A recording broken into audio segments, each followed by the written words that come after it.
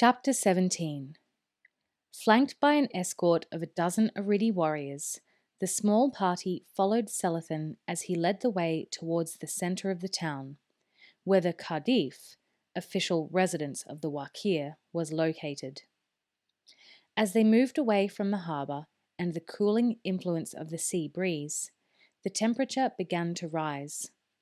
It was a heavy, dry heat, and the three rangers were grateful that they had switched to their new cloaks. The rangers, Horace and Evelyn, kept their eyes straight ahead, as befitted the dignity of a diplomatic mission. Svengel felt no such inhibitions. He looked around curiously, getting a feel for the town. The approach to the town square was similar to the one he had taken some weeks earlier in Erak's company, even though they had been approaching from the opposite side of the town. The narrow street wound through the same featureless whitewashed buildings. The roofs were flat, and from time to time he saw curious brown faces peering over the balustrades at the small party, no doubt attracted by the solid tramp of their escort's feet on the street. He studied the houses they passed. There were few windows, balconies, or other openings looking onto the street. But now that he had seen the inside of the guest house, he realized that Aridi houses tended to look inwards onto shaded central courtyards where the inhabitants relaxed. They arrived at the open space of the town square. As they passed out of the narrow street into the wide paved area, Svengel noted the wooden barricades hinged back against the walls on either side. Obviously, they were a permanent installation. Pity he hadn't noticed them last time, he reflected, or realized their significance. Selethen led them across the square. The fountain that Svengel had noticed on his previous visit was now running, and he could hear the musical splash of falling water. Funny how just the sound of running water made a man feel a little cooler somehow, he thought. He was about to share this insight with the others, but, for the first time, he noticed their fixed, unwavering expressions and realized that it might not be the time for idle chit-chat.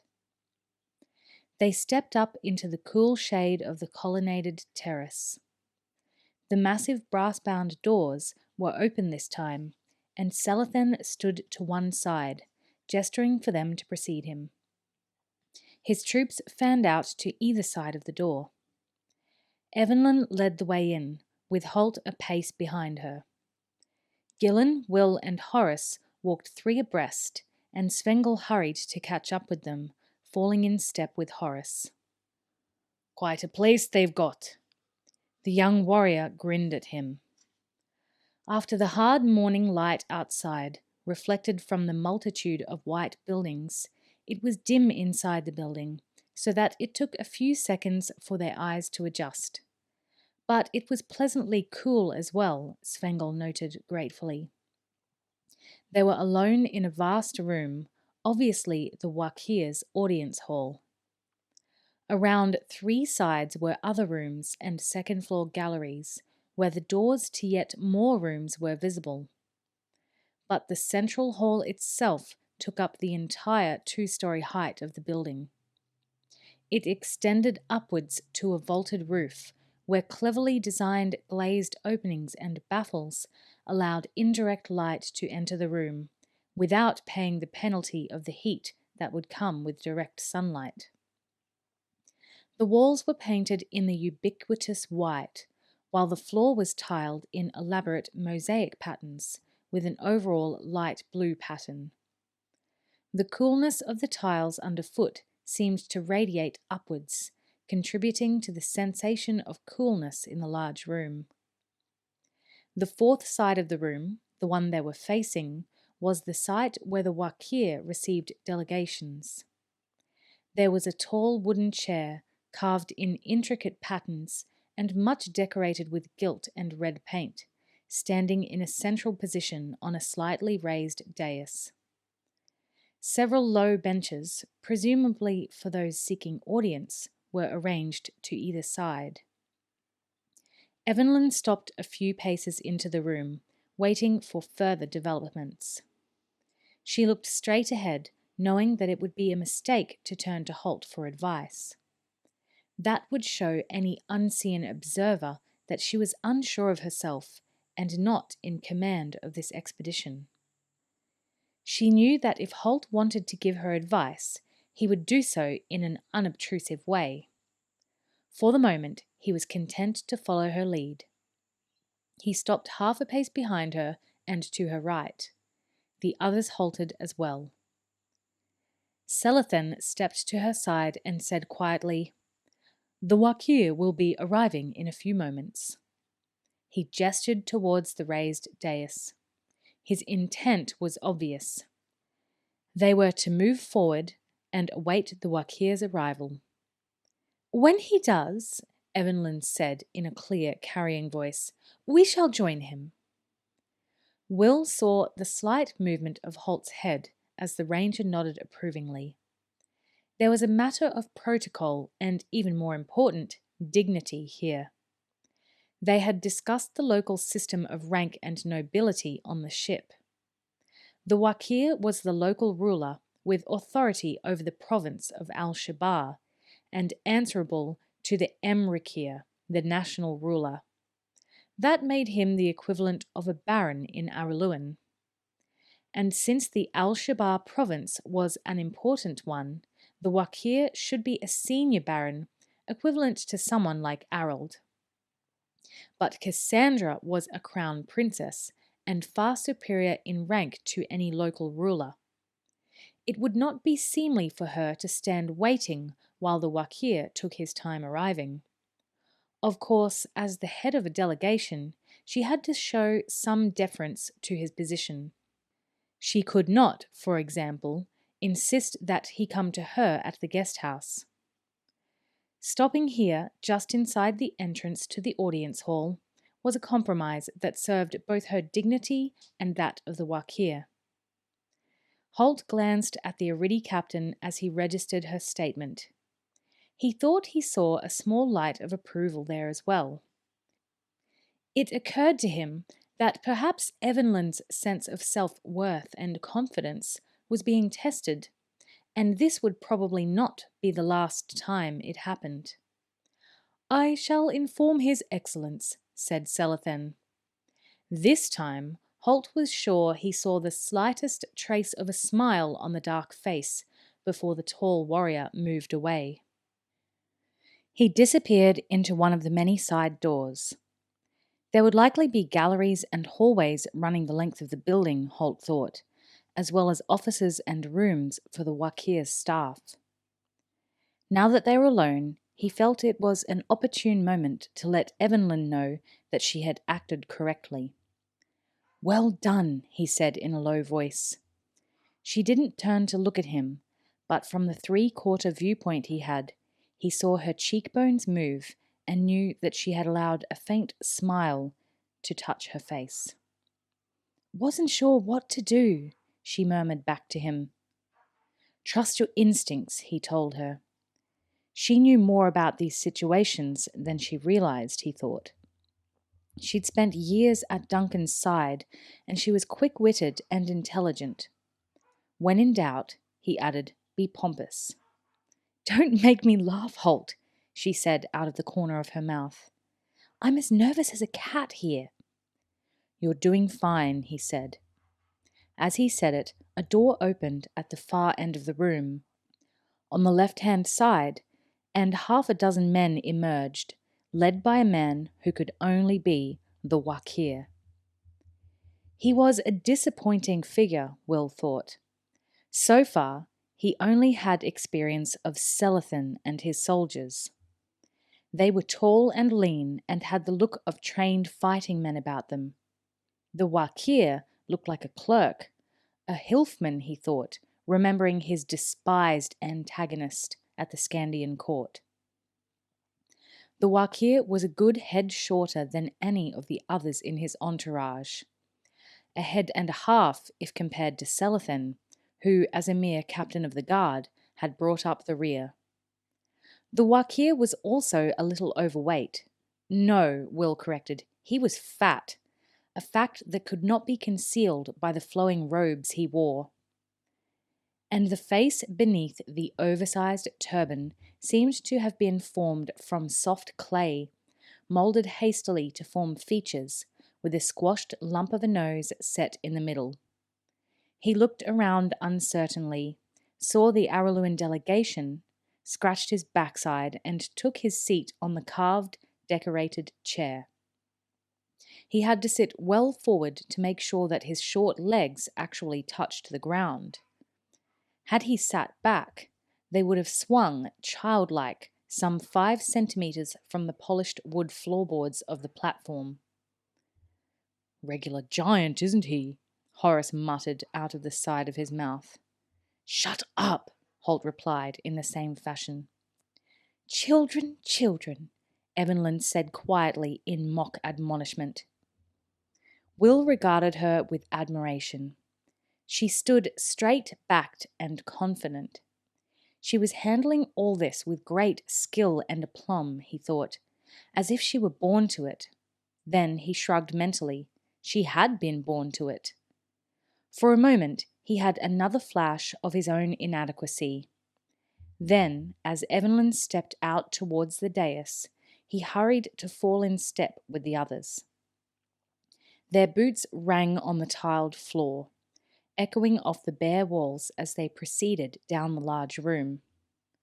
Evelyn stopped just short of the dais, waiting to be announced. Selethen stepped forward between her and the Wakir. "Your Excellence, may I present the delegation of Princess Cassandra of the Kingdom of Araluan. Princess, may I present His Excellent Aman Shubdel, Wakir and Overlord of the province of Al-Shabar." Evelyn inclined her head deeply. She'd been told by Lord Anthony that strict protocol required a woman to curtsy in this sort of situation. But she'd told him that she'd be damned if she did. "Excellence," she said, holding the bow for several seconds, then looking up. The Wakir gestured for her to approach, and as she stepped towards the low dais, he said, "Please, be seated, my lady." Evelyn froze in mid-step. A small frown crossed her face. "I am the Crown Princess of Araluan, Excellence. As such, I am addressed as Your Highness, or, if that isn't acceptable to your own dignity, Princess Cassandra would be suitable." Good girl, thought Holt, although his face remained inscrutable as ever. The Wakir seemed a little flustered by her reaction. He glanced to one side, and for a moment, Evelyn had the distinct impression that he was looking to Selethen for guidance. She had an urge to look at the captain as well, but she knew she must keep her gaze fixed on the Wakir. Of course, a slip of the tongue. Apologies, Princess, Your Highness," he said, waving a hand to dismiss his unintentional gaffe. Please, sit with me." For a moment, Evelyn fought an overwhelming urge to giggle as she wondered what he'd do if she took him literally and hopped up to sit on his knee on the massive carved chair. She struggled to keep a straight face, realizing that the urge was a reaction to her nervousness. Her hesitation served her well, however, as the Wakir took it as a further sign of her displeasure. He rose from his chair.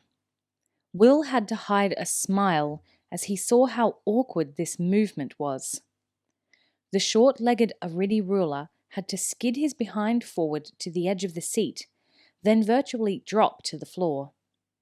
Having been shorter than most of those around him all his life, Will enjoyed seeing someone else struggling with the problem. "Sit, Your Highness, please," he repeated, and Evelyn nodded her consent, moved to a richly upholstered bench that Selethen placed before her, and sat gracefully. The Wakir nodded. He climbed back aboard his seat, wriggling his backside again to get into position, cast another sideways glance, then licked his lips nervously. Evelyn thought she might as well take charge of matters. "We've come to discuss the ransom of our friend Erak, Obial of Scandia," she said. Her voice was high and clear. "We understand you have set a sum for this." "We have," the Wakir replied. "The sum required is—" Again he hesitated, and again there was that sideways shift of the eyes. Evelyn frowned. The man seemed very unsure of himself, she thought. Then he continued, 80,000 reals of silver. There was a renewed tone of confidence in his voice now that he spoke the figure, as if it had been confirmed for him. Evelyn shook her head. "Too high," she said firmly. The Wakir jerked back in his seat in surprise. "Too high?" he repeated, and Evelyn nodded. She was conscious of Anthony's briefing on this matter. "They'll expect you to bargain," he had said. "It's a virtual insult if you don't." "We're offering 50,000, Evelyn told him calmly. The Wakir's hands flew around his head in an agitated fashion. 50,000? But that's— He hesitated, and Evelyn finished for him. "Our offer." The Wakir's hand played with his chin, tugging at the loose flesh below it. His eyes took on a crafty look. "All very well to offer such a low price, Your Highness, but how do I know you are capable of paying even that much? How do I know you are authorized?" "You have my seal," Evelyn said simply. She had seen the seal box that she had returned to Selethen the previous day. It was sitting on a side table beside the Wakir's chair. She looked at it now, picked it up and opened the hinged top. "Ah, yes, your seal," he said, studying it. "It identifies me as the Princess Cassandra of Araluen," Evelyn replied, and Holt, listening intently, detected the slightest note of suspicion in her voice. Again the Wakir fingered his chin. "So you say, but this seal, of course, could belong to—" She looked around the room, waved his hand indefinitely, and finished, "Anybody." Evelyn sat back on her bench for a few seconds, her mind racing. She knew that countries kept a register of official seals, and she knew that Arida was on the list of countries with which Araluen had exchanged such information. Before she had left Araluen, Duncan and Anthony had assured her that in the last exchange, some 6 months prior, her seal had been included with Duncan's as a matter of course. The Wakir should know that. If he didn't, it could only mean one thing. Abruptly, she rose from her chair and turned to her 5 waiting companions. "Let's go," she said crisply. She didn't hesitate, but strode decisively through them. They hurried to follow in her wake, her boot heels loud on the tiled floor. Behind them there was a buzz of activity on the dais. Will glanced back and saw the Wakir had come to his feet again, and was gesturing uncertainly towards Selethen. The captain stepped forward now and called after her. "Princess Cassandra, please, wait!" Evelyn stopped and turned deliberately. "Wait?" she asked, and he moved towards her, hands stretched out in an imploring gesture. "Why should I wait to be insulted any further? You've had me dealing with an impostor.